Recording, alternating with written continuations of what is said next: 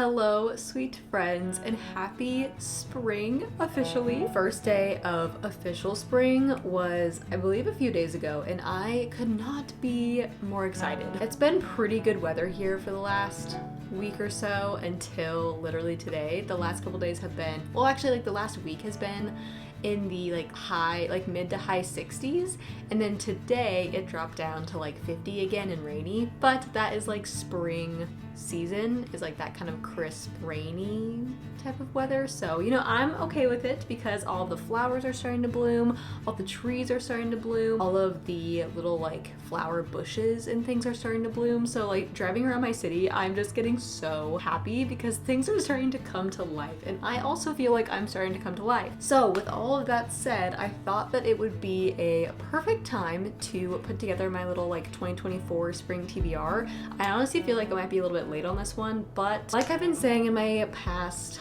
couple videos, I've just been in such a weird reading slump this year. Like it's just a really weird reading year for me. I'm like kind of getting out of it. I'm kind of still in it. I thought that June Farrow pulled me out of my slump completely, and it didn't. Like it kind of like it did, because I really enjoyed that book, but I'm just finding like picking up other books kind of hard, and I'm just finding that like I'm not super interested in the books that I'm picking up. So, and I know that it's nothing with the books, it's literally just a me problem. Like I picked up The Brothers Hawthorne, and I'm probably like, I don't know, 40% of the way through that, and I feel like if I just wasn't in this weird mood, I would be enjoying it so much more, because it's like fun, it's kind of fast paced, like it's mysterious, they're like kind of on an adventure, and I don't know. So I feel like I'm still kind of going through a weird thing with books right now, but I am finally finishing A Court of Mist and Fury, and I'm super enjoying like the last 30% of that. So hopefully after this I will be like completely out of my slump, and I will be picking up books like normal again, because I have a lot on my spring TBR that I would really love to get to, and I would really love to enjoy like I know that I can. So going straight into it, I have not a crazy amount of books, but I do have a kind of big spring TBR, and this is my spring TBR, but it's also books that kind of have like springy vibes, so it's also just like kind of spring themed like book recommendations. I'm gonna go by category, so I have like nonfiction, and then I have romance or rom-coms, and then I have fantasy, and I have a few mystery thrillers, only 3 I think. So I believe I have the most in my fantasy stack, so we will start with that. And a few of these have been on other TBRs because they're just books that I've been telling myself that I'm going to get to for so long, and then obviously don't. So I am definitely not going to be getting to a lot of these this year, but I would like to make a decent dent in this list. So starting out with fantasy, we have of course a Holly Black novel, because actually we have 2 Holly Black novels, because what would spring be without Holly Black's world of fairies and just absolute magic? So the first one we have is The Stolen Heir.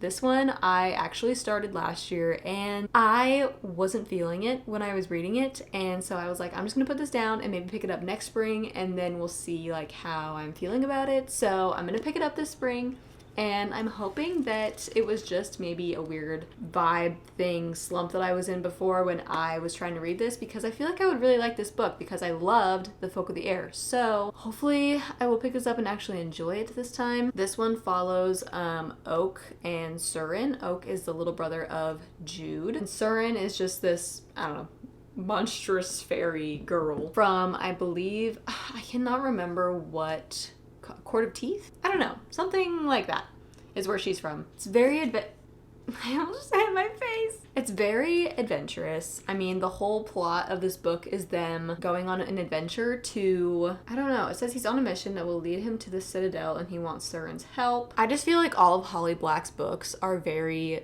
springy. I feel like even The Cruel Prince, like, except for the last one, I feel like is more of like a wintry book, because I think they're in like the wintry courtish area. It's very snowy, but like the first and second books, I feel like The Cruel Prince is a spring book, The Wicked King is a summer book, and then Queen of Nothing is like a fall and winter book. I don't know, that might be just a me thing, but the way that I think about it, I feel like that makes sense. So anyway, going into the next Holly Black book, and that is The Darkest Part of the Forest. This one is set obviously in the same world of Holly Black. This one follows a girl named Hazel and her brother. They live in Fairfold where humans and the folk exist side by side. There is a prince in a glass coffin that has been asleep for years on years on years in the woods. And so Hazel and her brother like talk about it like throughout their childhood and stuff, and then one day he wakes up. It says the boy in the glass coffin is a prince with horns, so that literally just immediately reminds me of Oak. So I'm like almost wondering if that is like the character in this. I don't know, but I've been wanting to read this for a while. It's been on my shelf for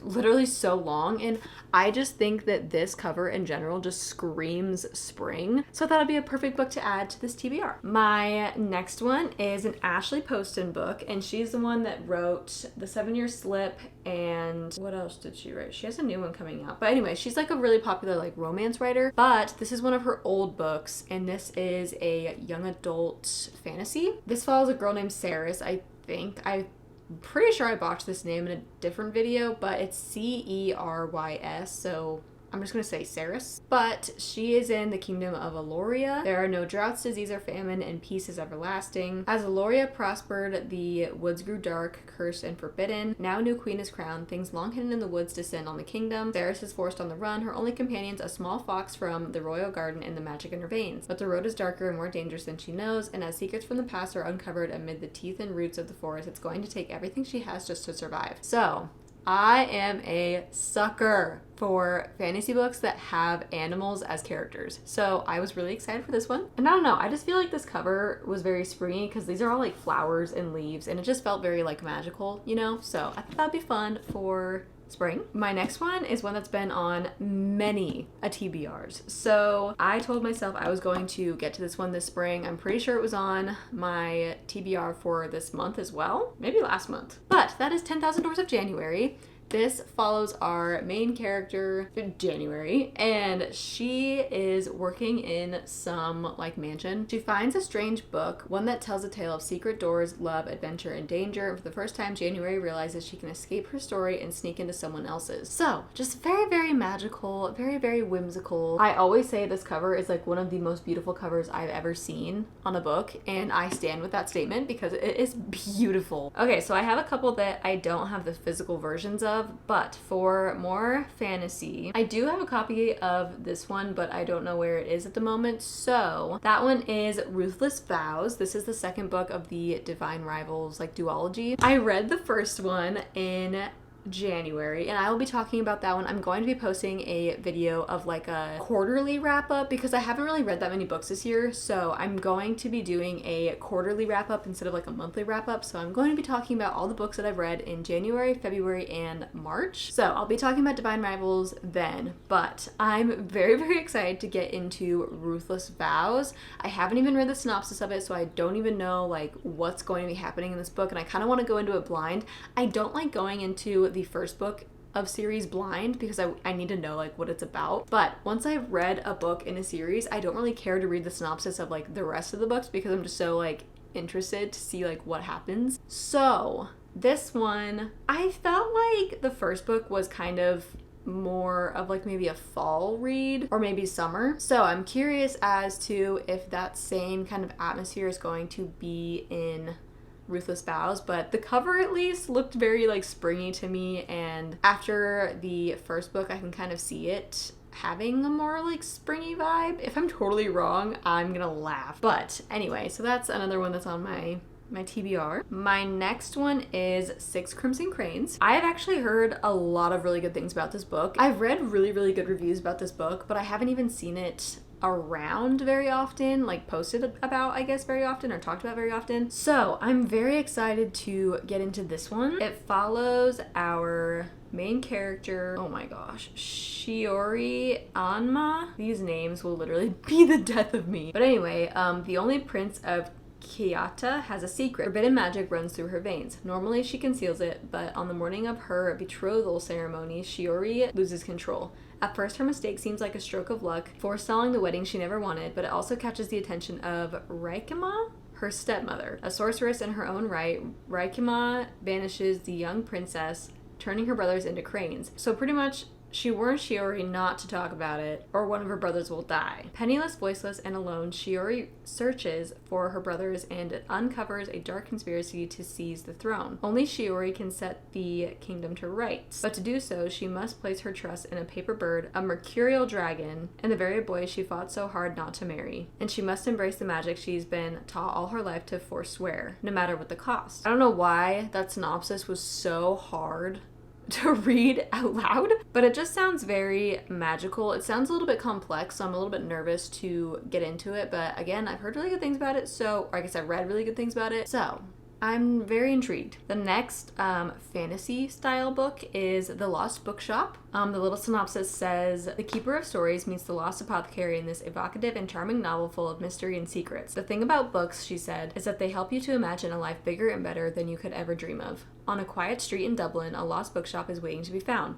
For too long, Opaline, Martha, and Henry have been the side characters in their own lives, but when a vanishing bookshop casts its spell, these three unsuspecting strangers will discover that their own stories are every bit as extraordinary as the ones found in the pages of their beloved books, and by unlocking the secrets of the shelves, they find themselves transported to a world of wonder, where nothing is as it seems. So, a book about books. It seems like there might be some kind of like found family thing. Very magical, very whimsical, and I'm all for it. Very, very excited for that one. Okie dokie, so now that we're done with the fantasy, I'm going to go into my romance slash rom-com stack for this spring TBR. My first one is, of course, Sarah Adams' Practice Makes Perfect. I feel like this just literally screams spring. When in Rome was one of my favorite rom-coms I've ever read. So I'm very, very excited to get into the second book in this little series. I loved these characters so much in the first book, so I am just dying to get back into their world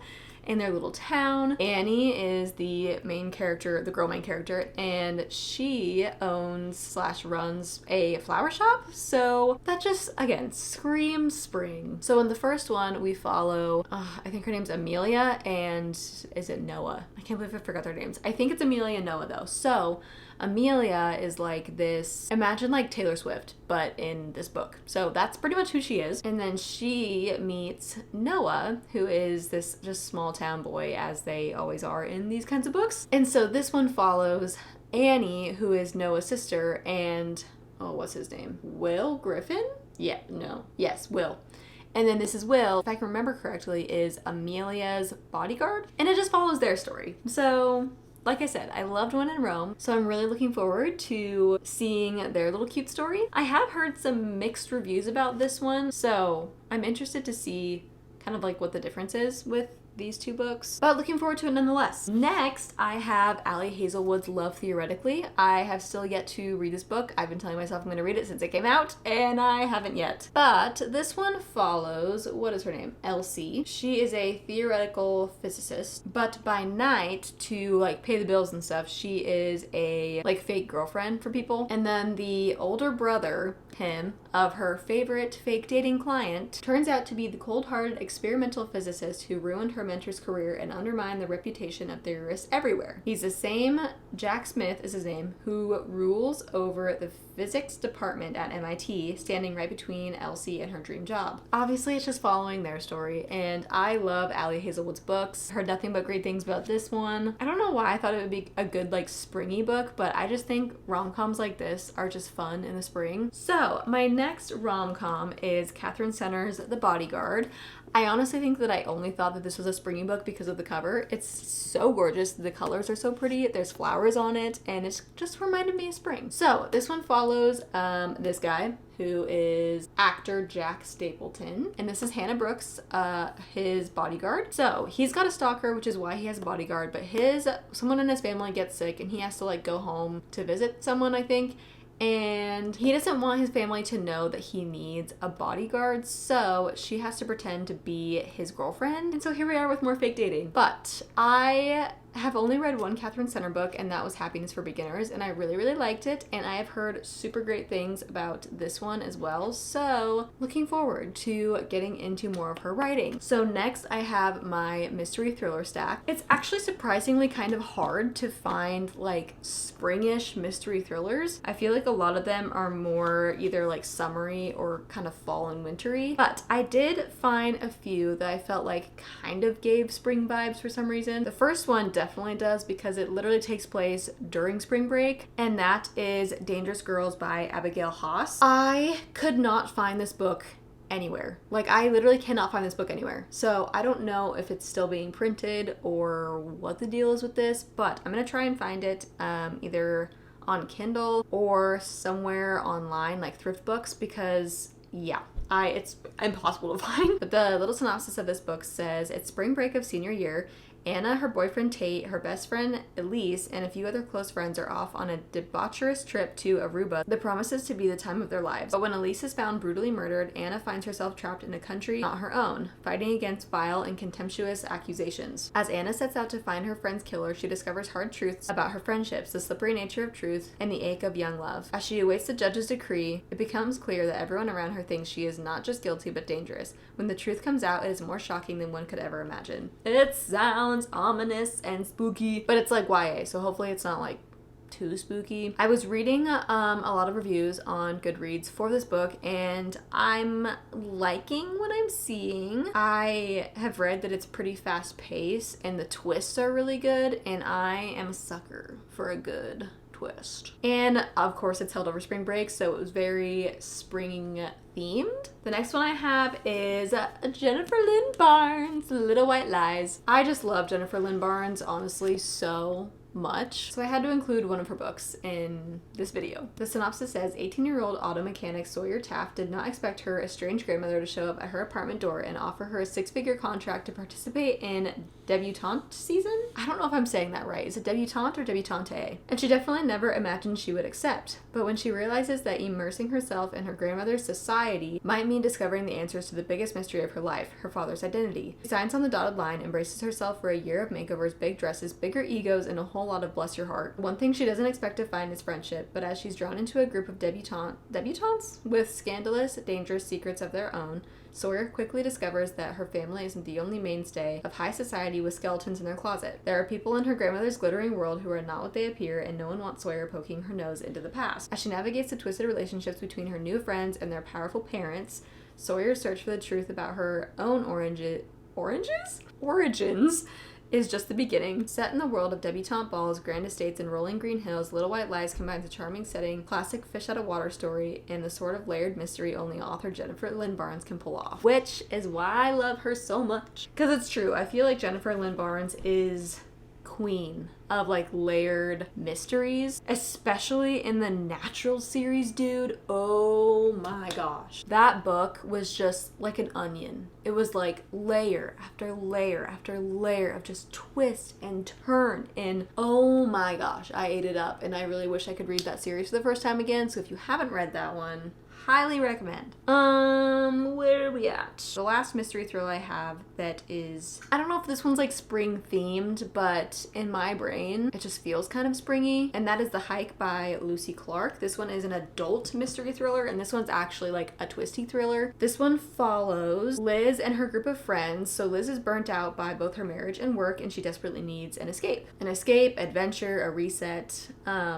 So in her little group of friends, this year it's her turn to plan the annual vacation with her 3 best friends. So she persuades them to go on this like hiking trip, but as they stride further from civilization, it becomes clear that they are not the only ones looking to lose themselves in the wilderness. No cell coverage, no help, no one to hear them scream. Told in alternating perspectives, this gripping thriller explores the wild side of female friendships and the transportive power of the wilderness. I have been really craving hiking trips more, and if you have book recommendations of books that involve like being outdoors a lot, camping, hiking, like I did read Happiness for Beginners recently, and I just loved it so much because the whole atmosphere was like so fun, and I just love the whole like backpacking trip type of vibe, you know? So anyway, but this book, I thought it'd be fun in spring because spring is the time that I start hiking more, and like that's when I finally get to go outside after a winter indoors. So I thought it'd be really fun, you know? So now moving on to my nonfiction section, I only have 4 of these. So the first one is one that I don't have a physical copy of, and that is How to Be a Good Creature, a memoir in 13 animals. A few of the little points in the synopsis says,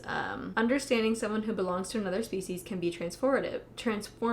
No one knows this better than author, naturalist, and adventurer Cy Montgomery. To research her book, Cy has traveled the world and encountered some of the planet's rarest and most beautiful animals. This restorative memoir reflects on the personalities and quirks of 13 animals and the truths revealed by their grace. It also explores vast themes, the otherness and sameness of people and animals, the various ways we learn to love and become empathetic, how we find our passion, how we create our families, etc, etc, how to be a good creature in the world. I thought that this just sounded so adorable and like just very refreshing, and I feel like a lot of the like nonfiction books that I want to read for spring are just very like refreshing books, and I need that. I need some of that in my life. So I have that one, and then my next one is The Sound of a Wild Snail Eating. This is a very, very cute, tiny little book. But this one, oh, and that last one was a memoir, obviously. I think this one is also a memoir. So part of the synopsis says, while an illness keeps her bedridden, Bailey watches a wild snail that has taken up residence on her nightstand.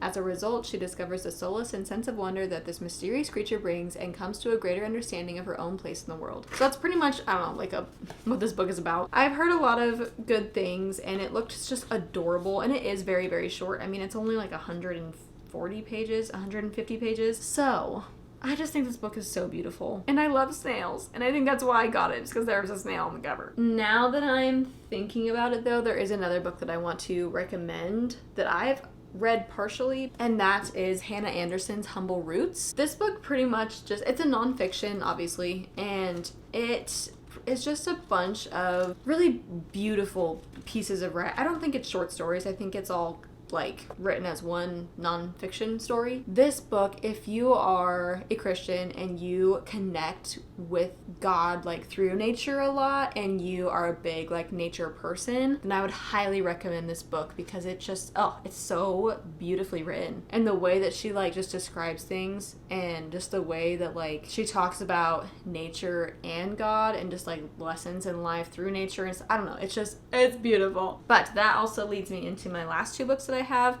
which are both Robin Wall Kimmerer, and that is Breeding Sweetgrass and Gathering Moss. This one is Indigenous Wisdom, Scientific Knowledge, and the Teaching of Plants. So again, it's just another really beautifully written book about what nature teaches us, how we connect with nature, you know, etc. So I've been really looking forward to this one. And then this one is just a natural and cultural history of mosses. I'm kind of a moss weirdo. I really like moss, so I'm really intrigued to learn more about moss and read about it in Robin's beautiful writing. With all that said, I think that is it for my spring TBR. But yes, that is it, guys. I'm so excited for this spring season, and I know I've been kind of MIA for a little bit. I've been on a little like social media hiatus for the last almost month or so, and I was just taking a little break, which I will have that vlog. I did my like 30-day reset detox thing. Well, I'm still doing it. It's March 23rd right now, so